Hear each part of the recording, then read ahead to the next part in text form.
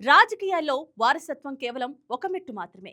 ఆ మెట్టుపై నిలబడి గమ్యాన్ని చేరుకోవడానికి కావాల్సిన శ్రమ, పట్టుదల, నిరంతర కృషి ఉంటేనే చరిత్ర గుర్తిస్తుంది. టీడీపీ జాతీయ వర్కింగ్ ప్రెసిడెంట్ మంత్రి నారా లోకేష్ ఈ సత్యాన్ని చాటి చెప్తున్నారు. ప్రఖ్యాత ఇంగ్లీషు పత్రిక ఫార్చ్యూన్ ఇండియా ఆగస్టు 2026 సంచికలో ఆయన్ను ఆంధ్రాస్ రైజింగ్ స్టార్ గా అభివర్ణిస్తూ ప్రధాన కథనం ప్రచురించడంతో ఈ చర్చ మరింత హాట్ టాపిక్ గా మారింది.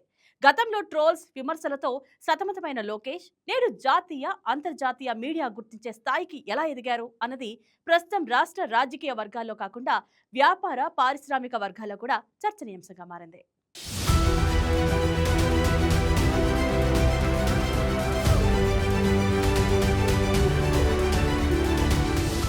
రాజకీయాల్లో వారసత్వం ఒక అవకాశం మాత్రమే. ఆ అవకాశాన్ని విజయంగా మలుచుకోవాలంటే శ్రమ, పట్టుదల, ప్రజలతో మమేకమయ్యే నాయకత్వం అవసరం. టీడీపీ వర్కింగ్ ప్రెసిడెంట్ మంత్రి నారా లోకేష్పై ప్రముఖ వ్యాపార పత్రిక ఫార్చ్యూన్ ఇండియా ఆగస్టు 2026 సంచికలో ప్రచురించిన కథనం ఈ చర్చకు మరింత ఊతమిచ్చింది. ఆంధ్రప్రదేశ్ రైజింగ్ స్టార్గా లోకేష్ను అభివర్ణిస్తూ కథనం ప్రచురించడం రాజకీయ, పారిశ్రామిక రంగాల్లో చర్చనీయాంశంగా మారింది.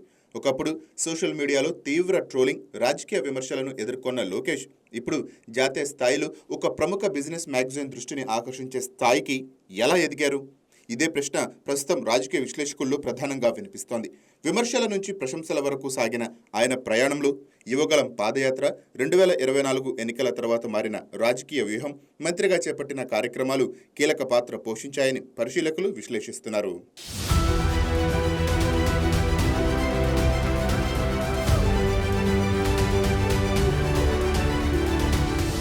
2019కి ముందు నారా లోకేష్ రాజకీయ ప్రస్థానం ప్రధానంగా టీడీపీ అధినేత చంద్రబాబు నాయుడు కుమారుడిగా ఉన్న గుర్తింపుతోనే ముడిపడి ఉండేది. ప్రత్యక్ష రాజకీయాల్లోకి వచ్చిన తొలినాళ్లలో ఆయన ప్రసంగాలు, రాజకీయ వ్యవహార శైలిపైన ప్రతిపక్షాలు తీవ్ర విమర్శలు చేశాయి. సోషల్ మీడియాలోనూ ఆయనపై పెద్ద ఎత్తున ట్రోలింగ్ నడిచింది. దీంతో లోకేష్ రాజకీయ సామర్థ్యం పైన అనేక సందేహాలు వ్యక్తం అయ్యాయి.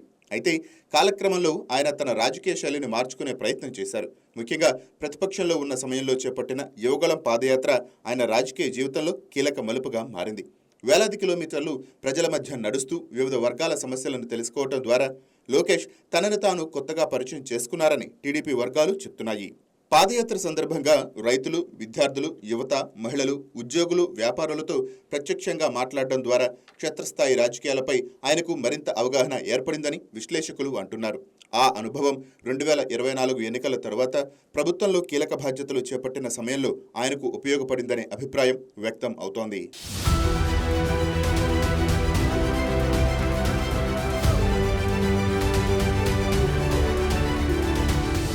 2024లో కూటమి ప్రభుత్వం అధికారంలోకి వచ్చిన తర్వాత లోకేష్కు ఐటీ, ఎలక్ట్రానిక్స్, విద్య వంటి కీలక శాఖలు దక్కాయి. సాధారణంగా ఒక రాజకీయ నాయకుడి పనితీరును ప్రభుత్వ పథకాలు, రాజకీయ ప్రకటనలు, నియోజకవర్గ కార్యక్రమాల ఆధారంగా అంచనా వేస్తారు. అయితే లోకేష్ తన శాఖలో ఎగ్జిక్యూషన్కు ప్రాధాన్యత ఇస్తున్నారనే ప్రచారం ఆయనకు భిన్నమైన గుర్తింపు తీసుకువచ్చింది. పెట్టుబడులను ఆకర్షించడం, పారిశ్రామిక సంస్థలతో నేరుగా చర్చలు జరపడం, అధికార యంత్రాంగంతో సమన్వయం చేసుకోవడం వంటి అంశాల్లో ఆయన చురుకుదనం చూపుతున్నారని ప్రభుత్వ వర్గాలు చెప్తున్నాయి. ముఖ్యంగా ఐటీ, ఎలక్ట్రానిక్స్, సెమీకండక్టర్లు, ఎలక్ట్రికల్ వాహనాలు, బ్యాటరీ రంగాలపైన ఆయన ప్రత్యేక దృష్టి పెట్టినట్టు పేర్కొంటున్నాయి. విశాఖపట్నాన్ని టెక్నాలజీ, ఐటీ పెట్టుబడులకు ప్రధాన కేంద్రంగా అభివృద్ధి చేయాలన్న లక్ష్యంతో అంతర్జాతీయ సంస్థలతో జరుపుతున్న చర్చలు కూడా ప్రాధాన్యత సంతరించుకున్నాయి. గ్లోబల్ టెక్ దిగ్గజాలను ఆంధ్రప్రదేశ్కు తీసుకురావడం ద్వారా రాష్ట్రాన్ని కొత్త టెక్ మ్యాప్పై నిలబెట్టాలన్నదే ప్రభుత్వ లక్ష్యంగా కనిపిస్తోంది. ఇటీవల దక్షిణ కొరియా పర్యటన సందర్భంగా ఎలక్ట్రానిక్స్, సెమీకండక్టర్లు, ఈవీ బ్యాటరీ రంగాలకు చెందిన కంపెనీల ప్రతినిధులతో లోకేష్ జరిపిన సమావేశాలు కూడా చర్చనీయాంశం అయ్యాయి.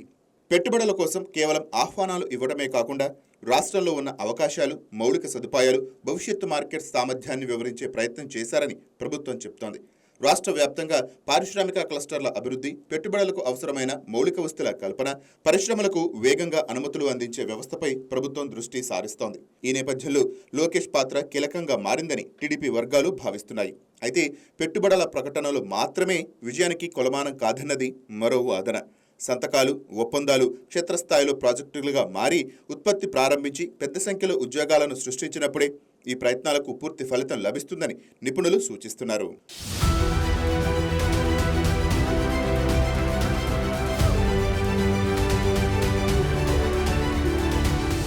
ఐటీ పరిశ్రమలతో పాటు విద్యాశాఖలోనూ లోకేష్ తనదైన విధానాన్ని అమలు చేయడానికి ప్రయత్నిస్తున్నారని చెప్తున్నారు. ఉపాధ్యాయుల బదిలీల్లో పారదర్శకత, డిఎస్సి నియామకాలు, పాఠశాల విద్యలో నాణ్యమైన పెంపు వంటి అంశాలకు ప్రాధాన్యత ఇస్తున్నట్టు ప్రభుత్వం పేర్కొంటోంది. ముఖ్యంగా భవిష్యత్తులో రాష్ట్రానికి వచ్చే పరిశ్రమలకు అవసరమైన మానవ వనరులను రాష్ట్రంలోనే తయారు చేయాలన్న ఆలోచనకు ప్రాధాన్యత ఇస్తున్నట్టు తెలుస్తోంది. ఇందుకోసం విద్యను కేవలం డిగ్రీలకే పరిమితం చేయకుండా ఉద్యోగ మార్కెట్కు అనుగుణంగా నైపుణ్యాలను పెంపొందించే దిశగా తీసుకువెళ్లాలన్నది ప్రభుత్వ లక్ష్యంగా కనిపిస్తోంది. విద్య, నైపుణ్యం, పరిశ్రమ, ఉపాధి ఈ 4 అంశాలను అనుసంధానించే ప్రయత్నం విజయవంతమైతే అది రాష్ట్ర యువతకు దీర్ఘకాలికంగా ప్రయోజనం చేకూర్చే అవకాశం ఉంది. లోకేష్ రాజకీయ శైలిలో మరో కీలక మార్పు యువతతో ఆయన ఏర్పరచుకున్న అనుసంధానం. సాంప్రదాయ రాజకీయాలకు భిన్నంగా టెక్నాలజీ, సోషల్ మీడియా, స్టార్టప్లు, స్కిల్, ఉపాధి వంటి అంశాలపైన యువతతో మమేకం కావడానికి ప్రయత్నిస్తున్నారని ఆయన అనుచరులు చెప్తున్నారు. రాజకీయాల్లోకి యువతను తీసుకురావటం మాత్రమే కాకుండా వారి ఆలోచనలను ప్రభుత్వ విధానాల్లోకి తీసుకురావాల్సిన అవసరం ఉందన్న దృక్పథంతో ఆయన ముందుకు వెళుతున్నారని అంటున్నారు. అందుకే ఆయనను టెక్నో పొలిటికల్ నాయకుడిగా అభివర్ణించే ప్రయత్నం కూడా మొదలైంది.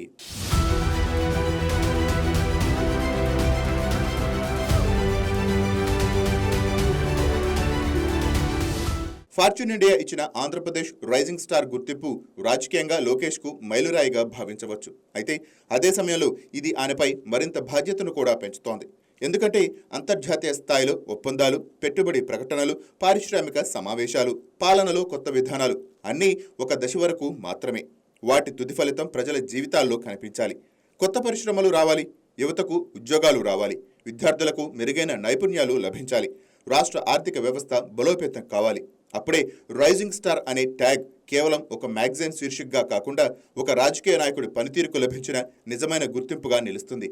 వారసత్వంగా వచ్చిన రాజకీయ అవకాశాన్ని స్వీయ శ్రమతో ఒక ప్రత్యేక రాజకీయ బ్రాండ్గా మార్చగలిగారా లేదా అన్నదానికి రాబోయే సంవత్సరాల పాలన ఫలితాలే తుది సమాధానం ఇవ్వనున్నాయి.